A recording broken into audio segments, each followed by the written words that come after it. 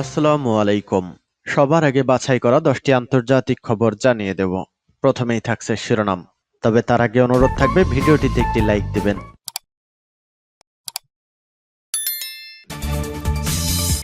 জানিয়ে দেব সর্বশেষ আপডেট আন্তর্জাতিক সংবাদ। শুরুতেই শিরোনাম। ন্যাটোর শীর্ষ সম্মেলন ঘিরে লিথুয়ানিয়ায় রণসজ্জা। 3 সেকেন্ডের শত্রুর ঘাঁটি তছনছ করতে পারে ইরানি হেলিকপ্টার। এদিকে ফিলিস্তিনিদের থেকে আত্মরক্ষার অজুহাতে গণহারে অস্ত্র কিনছে ইসরায়েলিরা। এবার ইসলাম বিদ্বেষের বিরুদ্ধে মুসলিমদের ঐক্যের ডাক এরদোয়ানের। জানিয়ে দেব চীনের সাথে সম্পর্ক জোরদারের তোড়জোড়, যা বলছেন মার্কিন অর্থমন্ত্রী। সর্বশেষ জানিয়ে দেব পশ্চিমবঙ্গে ভোটের বলি বেড়ে ৩৯। কোথায় ছিল কেন্দ্রীয় বাহিনী? এতক্ষণ শুনছিলেন সংবাদ শিরোনাম, এবারে বিস্তারিত। আজকের সংবাদ সম্পর্কে আপনার মূল্যবান মতামত কমেন্ট করে জানিয়ে দিন কোন স্থান থেকে আমাদের সংবাদ শুনছেন এবং দেখছেন। ন্যাটোর শীর্ষ সম্মেলন ঘিরে লিথুয়ানিয়ায় রণসজ্জা। পশ্চিমা সামরিক জোট ন্যাটোর শীর্ষ সম্মেলন ঘিরে কড়া নিরাপত্তা নেওয়া হয়েছে পূর্ব ইউরোপের দেশ লিথুয়ানিয়ায়। নিরাপত্তা জোরদার করার অবশ্য শক্ত কারণও আছে, কারণ বৈঠকটি যে স্থানে হবে তা রাশিয়ার মিত্র বেলারুশের সীমান্ত থেকে মাত্র ৩২ কিলোমিটার দূরে অবস্থিত। জার্মানি ইতোমধ্যে লিথুয়ানিয়ার রাজধানী ভিলনিয়াসের প্যাট্রিয়ট দূরপাল্লার বিমান প্রতিরক্ষা ব্যবস্থা মোতায়েন করেছে। এতে বৈঠকের স্থানটি একটি দুর্গে পরিণত হয়েছে। আগামী ১১-১২ জুলাই এই স্থানেই মার্কিন প্রেসিডেন্ট জো বাইডেন সহ অন্যান্য পশ্চিমা নেতারা বৈঠকে বসবেন। আন্তর্জাতিক সংবাদ মাধ্যমে বলা হয়েছে ১৬টি ন্যাটোভুক্ত দেশ মঙ্গল ও বুধবার শীর্ষ সম্মেলনের নিরাপত্তা নিশ্চিতে মোট প্রায় ১,০০০ সেনা পাঠিয়েছে, কারণ ভিলনিয়াস রাশিয়া থেকে মাত্র ১৫১ কিলোমিটার দূরে অবস্থিত। এছাড়া স্পেন মোতায়েন করতে যাচ্ছে বিমান প্রতিরক্ষা ব্যবস্থা। ফ্রান্স থেকে আসছে হাউই, ফিনল্যান্ড থেকে এবং ডেনমার্ক সামরিক জেট স্থাপন করেছে লিথুয়ানিয়ায়। ফ্রান্সের পাশাপাশি ড্রোন বিরোধী প্রযুক্তি সরবরাহ করছে যুক্তরাজ্য। পোল্যান্ড এবং জার্মানি পাঠিয়েছে বিশেষ অপারেশন বাহিনী। লিথুয়ানিয়ার প্রেসিডেন্ট গিটানাস নৌসেদা বলেন, বাইডেন এবং ৪০টি দেশের নেতারা আসার কারণে আমাদের আকাশকে অরক্ষিত রাখা বোকামি হবে। লিথুয়ানিয়া, এস্তোনিয়া এবং লাটভিয়ার বাল্টিক দেশগুলো একসময় মস্কোর শাসনের অধীনে ছিল, তবে ২০০৪ সালের পর থেকে সব দেশ ন্যাটো এবং ইউরোপীয় ইউনিয়নের সঙ্গে যোগ দেয়। ৩ সেকেন্ডের শত্রুর ঘাঁটি তছনছ করতে পারে ইরানি হেলিকপ্টার। পশ্চিম এশিয়ার ইরানের সবচেয়ে শক্তিশালী ও বৃহত্তম সামরিক হেলিকপ্টার বহর রয়েছে বলে দাবি করেছেন দেশটির এক উচ্চ পদস্থ সেনা কর্মকর্তা। ইরানি হেলিকপ্টারগুলো এতই শক্তিশালী যে মাত্র ৩ সেকেন্ডে শত্রুর ঘাঁটি তছনছ করে দিতে পারে। গতকাল শনিবার তেহরানে এক সংবাদ ব্রিফিংয়ে এমন দাবি করেন ইরানের সেনাবাহিনীর এয়ারবোর্ন ডিভিশনের commander second brigadier general Yousef Qorbani. তিনি বলেন, এসব হেলিকপ্টারকে প্রকৃত যুদ্ধে দ্রুততম সময়ের মধ্যে হামলা চালানোর মতো অত্যাধুনিক সমরাস্ত্রে সজ্জিত করা হয়েছে। বিশ্বের উন্নত হেলিকপ্টারে যেসব অত্যাধুনিক প্রযুক্তি রয়েছে, ঠিক একই ধরনের প্রযুক্তি ইরানি হেলিকপ্টারেও রয়েছে। পশ্চিমাদের নিষেধাজ্ঞা সত্ত্বেও তার সেনাবাহিনী শত্রুর বিরুদ্ধে যুদ্ধ করার জন্য সর্বোচ্চ পর্যায়ের প্রস্তুতি গ্রহণ করছে বলেও জানান তিনি। ইরানের সামরিক হেলিকপ্টারগুলোকে প্রয়োজনীয় যুদ্ধাস্ত্র ও অন্যান্য সরঞ্জামে সজ্জিত করায় তিনি ইরানি সামরিক বিশেষজ্ঞ ও প্রযুক্তিবিদদের প্রতি কৃতজ্ঞতা জানান। ইউসেফ কোরবানি বলেন, ইরানের হেলিকপ্টারগুলো দূরপাল্লার ক্ষেপণাস্ত্রে সজ্জিত। এসব ক্ষেপণাস্ত্র নির্ভুলভাবে শত্রুর লক্ষ্যবস্তুতে আঘাত হানতে পারে। এমনকি মাত্র ৩ সেকেন্ডে এসব ক্ষেপণাস্ত্র শত্রুর ঘাঁটি তছনছ করে দিতে পারে। এছাড়া সংবাদ ব্রিফিংয়ে ইরানি হেলিকপ্টারের পাল্টা আক্রমণের দিকটিও তুলে ধরেন ব্রিগেডিয়ার জেনারেল কোরবানি। তিনি বলেন, ইরানের সামরিক হেলিকপ্টার দ্রুত পাল্টা আক্রমণের সক্ষমতা রয়েছে। এগুলো মাত্র ২ ঘন্টার মধ্যে সেনা ঘাঁটি থেকে ঝুঁকিপূর্ণ এলাকায় পৌঁছে যেতে পারে। ফিলিস্তিনিদের থেকে আত্মরক্ষার অজুহাতে গণহারে অস্ত্র কিনছে ইসরায়েলিরা। ফিলিস্তিনিদের হাত থেকে আত্মরক্ষার অজুহাতে ঘরে ঘরে অস্ত্র জড়ো করছে সাধারণ ইসরায়েলিরা।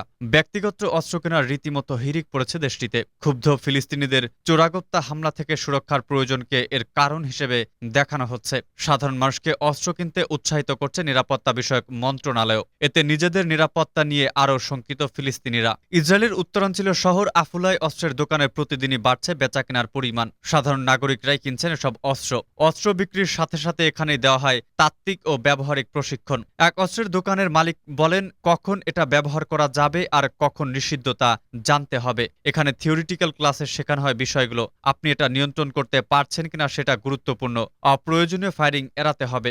গেল ১-১.৫ বছর ধরে দখলকৃত পশ্চিম তীরে ইহুদি বাহিনীর আগ্রাসন বেড়ে চলায় কয়েকবার ক্ষুব্ধ ফিলিস্তিনিদের চোরাগোপ্তার হামলার শিকার হয়েছে ইসরায়েলিরা। ছুরি বা বড়জোর নিরাপত্তা বাহিনীর কাছ থেকে কেড়ে নেওয়া অস্ত্রই থাকে ফিলিস্তিনিদের সম্বল। খুব বেশি হতাহতের খবরও মেলে না এসব হামলায়। এরপরও তাদের হাত থেকে বাঁচতে আত্মরক্ষার পথ খুঁজছে ইসরায়েলিরা। একজন অস্ত্রের ক্রেতা জানান, নিরাপত্তা বাহিনীর বিকল্প হতে নয়, বরং পুলিশ পৌঁছানো পর্যন্ত আত্মসুরক্ষার নিশ্চিত করা প্রয়োজন, আর সেজন্যই দরকার ব্যক্তিগত অস্ত্র। গত বছর ব্যক্তিগত অস্ত্র ক্রয়ের জন্য 2021 সালের 19,000 আবেদন পড়েছিল ইসরায়েলে। আবেদনের সংখ্যা গত বছর এক লাফে দ্বিগুণের বেশি বেড়ে দাঁড়ায় 42,000-এ। আর এতে উস্কানি রয়েছে খোদ ইসরায়েলের সরকারের। অস্ত্র ব্যবহারের অনুমোদন প্রক্রিয়া সহজ করার অঙ্গীকার করেছেন জাতীয় নিরাপত্তা বিষয়ক মন্ত্রী ইতেমার বেন-গভির। মাসিক অনুমোদনের সংখ্যা 2,000 থেকে বাড়িয়ে 10,000 করা হবে বলেও জানান তিনি। এরই মধ্যে 1.5 লাখের বেশি সাধারণ ইসরায়েলের হাতে আছে ব্যক্তিগত অস্ত্র। পশ্চিম তীরে অবৈধ বসতি সম্প্রসারণ সহ বিভিন্ন সময় ফিলিস্তিনিদের ওপর তা ব্যবহার করতেও দেখা যায়। চলতি বছরে 25 জনের মতো ইসরায়েলি মৃত্যু হয়েছে ফিলিস্তিনিদের হামলায়, যেখানে ইহুদি বাহিনীর অভিযানে নিহত ফিলিস্তিনির সংখ্যা প্রায় 200-র মতো। ইসলাম বিদ্বেষের বিরুদ্ধে মুসলিমদের ঐক্যের ডাক এরদোয়ানের। পশ্চিমা দেশগুলোতে বাড়তে থাকা ইসলামোফোবিয়া এবং জেনোফোবিয়া মোকাবেলায় সম্মিলিত পদক্ষেপের প্রয়োজনীয়তার উপর জোর দিয়েছেন তুর্কি president Recep Tayyip Erdogan. Pakistani বংশোদ্ভূত চিকিৎসকদের সমিতির 46তম বার্ষিক সম্মেলনে শনিবার পাঠানো এক ভিডিও বার্তায় তুর্কি প্রেসিডেন্ট বলেন, সুইডেনে ঈদুল আজহার সময় আমাদের পবিত্র গ্রন্থ কুরআনের ওপর জঘন্য হামলা ইসলামোফোবিয়ার ভয়ঙ্কর মাত্রাকে প্রকাশ করে। এমন ঘটনার পুনরাবৃত্তি রোধে বিশ্বের সব মুসলিমকে নিজ নিজ দায়িত্বের কথাও মনে করিয়ে দেন তুরস্কের প্রেসিডেন্ট। তিনি বলেন, আমাদের সবার, সব মুসলমানদের মহান দায়িত্ব আছে। এ ধরনের ঘটনা যেন আর না ঘটে সেদিকে সজাগ দৃষ্টি রাখতে হবে সবার। তুরস্ক এ ঘটনা তীব্র নিন্দা জানাচ্ছে। আমরা যদি এক হয়ে কাজ করি তবে বিশ্বের কেউ আমাদের আক্রমণ করার সাহস পাবে না। এ সময় দুই ভ্রাতৃপ্রতিম দেশ হিসেবে তুর্কি ও পাকিস্তানের মধ্যে শক্তিশালী বন্ধনের বিষয়টিও তুলে ধরেন এরদোয়ান। এদিকে সুইডেনে কোরআন অবমাননা নিয়ে ক্ষোভ। ইরাকি খ্রিস্টান অভিবাসী হিসেবে সুইডিশ মিডিয়ায় চিহ্নিত এক ব্যক্তি ঈদুল আজহায় স্টকহোমের একটি মসজিদের বাইরে একটি কোরআন পুড়িয়ে দিলে মুসলিম দেশগুলোতে ক্ষোভ ছড়িয়ে পড়ে। আইনটি সুইডেনের সরকার অনুমোদন করেছে, তবে দেশটির পুলিশের পরে ওই ব্যক্তির বিরুদ্ধে তদন্ত শুরু করে। এ ঘটনায় আফ্রিকা, মধ্যপ্রাচ্য, দক্ষিণ এশিয়ার দেশগুলো থেকেও তীব্র প্রতিক্রিয়া এসেছে। পাকিস্তান ও ইরাকে হাজার হাজার মানুষ বিক্ষোভ করেছে। সুইডেনে তার দূতকে প্রত্যাহার করেছে মরক্কো। দেশটিতে নতুন রাষ্ট্রদূত নিয়োগে বিলম্ব করেছে ইরান। অন্যান্য দেশ স্টকহোমের আইনের নিন্দা করেছে। চীনের সাথে সম্পর্ক জোরদারের তোড়জোড়, যা বলছেন মার্কিন অর্থমন্ত্রী। চীনের সাথে সম্পর্ক জোরদারের বিষয়ে আবারও তৎপর হয়ে উঠেছে যুক্তরাষ্ট্র।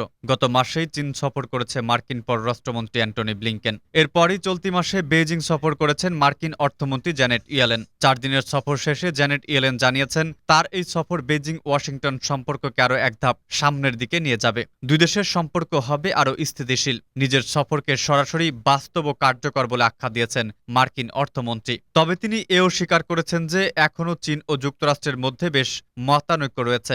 জ্যানেট ইয়েলেন বলেছেন, কারো সফরই আমাদের চ্যালেঞ্জসমূহ রাতারাতি সমাধান করতে পারবে না, কিন্তু এই সফর চীনের নতুন অর্থনৈতিক দলের সাথে স্থিতিস্থাপকতা ও কার্যকর যোগাযোগের চ্যানেল তৈরি করে দেবে। সাম্প্রতিক বছরগুলোতে চীন যুক্তরাষ্ট্র সম্পর্কে গ্রাফ ক্রমাগত নিচের দিকে নামছে।